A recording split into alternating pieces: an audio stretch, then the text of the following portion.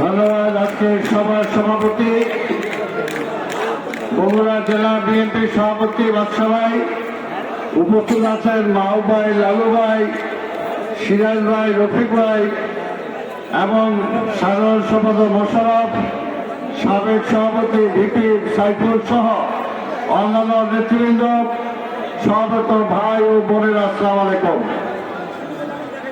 আসলে ঢিলেঢালাভাবে সময় নষ্ট হয়ে গেছে। এখন চাইলেও কিন্তু আমি আর সময় বাড়াইতে পারবো না, কারণ মাগরিবের আজান হবে। ঠিক তেমনি ভাবে বলে আজকে ডক্টর ইউনূস সাহেব, আপনি সময় নষ্ট করে ফেলেছেন। 6 মাস সময় আপনি অতিবাহিত করে ফেলছেন, খালি এদিক আর ওইদিক করে। সংস্কার করবেন কি করবেন না বলে, কি করবেন ডিসাইডই করতে পারেন নাই। এই জন্যই বলে আপনার দ্বারা আর তেমন কিছু সম্ভব হবে না। আমরা চাই আপনি যাতে ব্যর্থ না হন। আপনার সফলতা হবে একটাই, শেখ হাসিনাকে আমরা বিদায় করেছি। শেখ হাসিনা কোন নির্বাচিত সরকার ছিল না। শেখ হাসিনা এই দেশের জনগণের ভোটে নির্বাচিত সরকার ছিল না। শেখ হাসিনা ছিল ভারতের নির্বাচিত সরকার। সেই কারণে মানুষের ভোটের অধিকার যেটা ছিনতাই হয়েছিল, আল্লাহর হস্তে আপনি সেই মানুষের ভোটের অধিকার ফিরে দেন। যত দ্রুত সম্ভব একটা নির্বাচন দেন। যতটুকু সংস্কার করা দরকার নির্বাচন কমিশনকে ঠিক করেন এবং ওই কালো টাকার মালিকরা যাতে নির্বাচনে না আসতে পারে সেটা করেন। আর একটা বেশি কিছু তো দরকার নাই। সংস্কার বলছেন, কিন্তু আমাদের আপনি আসার আগেই শেখ হাসিনা একটি দফা দিয়েছিল রাষ্ট্র ব্যবস্থা সংস্কারের জন্য। আপনি এখনো সেটা খুঁজেই দেখেন নাই। ওইটা দেখেন, ওইটার মধ্যে নীত আছে বাংলাদেশে যারা আমার ক্ষমতার লোক, যদি একটি দফা পালন হয় এই দেশে আর কেউ স্বৈরাচার হতে পারবে না। বিনা ভোটে রাষ্ট্র ক্ষমতা দখল করতে পারবে না। রাষ্ট্রপতির সাথে প্রধানমন্ত্রীর ক্ষমতার ভারসাম্য হবে।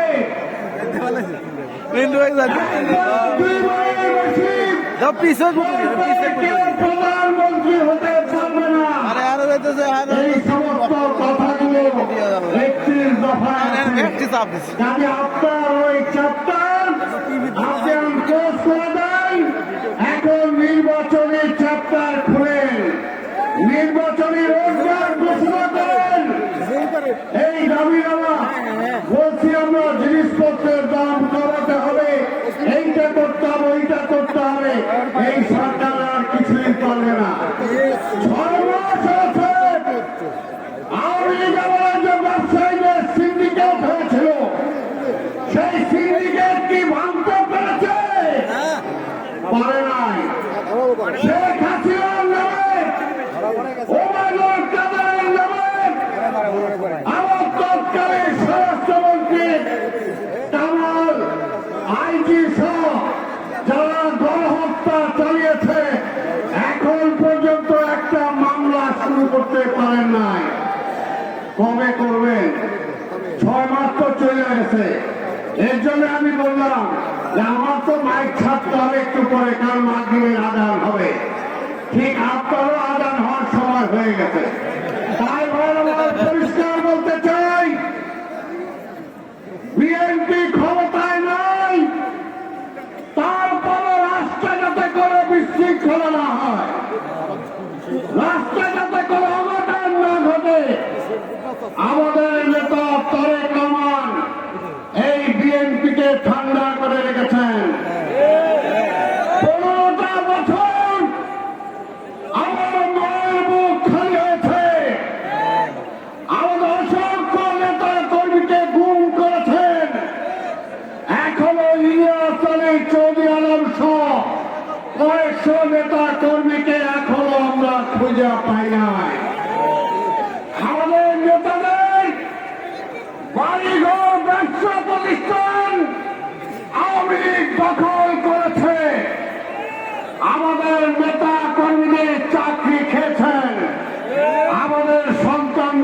চাকরির সুযোগ দেয় না। বুকে অনেক আগুন, কিন্তু বিএনপি আর আওয়ামী লীগের মধ্যে পার্থক্য হলো এটাই, শেখ মুজিব ক্ষমতায় আসার পর ৭২ থেকে ৭৫ এই দেশটাকে লুটে পুটে খেয়েছে আওয়ামী লীগ। মানুষ না খেয়ে মারা গিয়েছে, দেশে দুর্ভিক্ষ আছে, একজনের বমি আরেকজন খেয়েছে। ঠিক তার মতো অবস্থায় তার সুযোগ্য কন্যা শেখ হাসিনা এই দেশের অর্থনীতিকে শেষ করে দিয়েছেন, ব্যবসা বাণিজ্য, পররাষ্ট্রনীতি সহ, শিক্ষা ব্যবস্থা সহ, স্বাস্থ্য ব্যবস্থা সহ সবকিছুই। কিন্তু বিএনপি আর আওয়ামী লীগ পার্থক্য রয়ে যায়। ৭৩-৭৪ সালে মাওলানা ভাসানী পল্টনে বলেছিল, মুজিব ছাত্রলীগ, যুবলীগ, লাল বাহিনী, নীল বাহিনী থামাও, এরা লুটপাট করে দেশটাকে খেয়ে ফেললো। তখন আওয়ামী লীগের নেতারা বলেছিলেন, এত কষ্ট করেছে আওয়ামী লীগ, এত জেল খেটেছে আওয়ামী লীগ, না হয় কিছু খাইলই, ওই যে বাচ্চা কিছু খাইলই, তাতে দেশও খাইছে, শেখ মুজিবরাও খায় বেড়াইছে। আর আমাদের নেতা তারেক রহমান ৫ই আগস্টের পরে যে পুলিশের গুলিতে আমার ভাইয়ের বুকে রক্ত ঝরেছে, আমার মা সন্তান হারা হয়েছে, সেই পুলিশরা যখন থানা ছেড়ে পালিয়ে গেছে, তখন নির্দেশ দিয়েছে আমাদের নেতা কর্মীদের, এই থানা পাহারা দিতে হবে, রাস্তায় পাহারা দিতে হবে, যাতে জনগণের সম্পদ লুট না হয়। সেদিন তো উচিত ছিল, যেটা আওয়ামী লীগের সেক্রেটারি ওবায়দুল কাদের বলেছিলেন, এইভাবে যদি পরিবর্তন হয়, এক রাতে ৫ লক্ষ লোক মারা যাবে, এবং সেটাই স্বাভাবিক ছিল। সারা দেশে আওয়ামী লীগের বাড়িঘর আগুনে জ্বলে যাওয়া উচিত ছিল, কিন্তু আমাদের নেতা তারেক রহমানের এক নির্দেশে বুকে পাথর চাপা দিয়ে আমাদের এই নেতা কর্মীরা একটা কোথাও কোন শৃঙ্খলতা করে না। এটাই হলো বিএনপি, আর ওই চোরের দল হলো আওয়ামী লীগ। তাই ভাই আমার, এখন অনেকেই কিছু কিছু দল আছে বিএনপি আর আওয়ামী লীগ মিলাইতে চান, তাদেরকে বলবো বিএনপি আর আওয়ামী লীগ এক না। শেখ মুজিব 25শে মার্চের রাত্রে স্বাধীনতার ঘোষণা না দিয়ে পাকিস্তানিদের কাছে আত্মসমর্পণ করে পাকিস্তান চলে গিয়েছিলেন।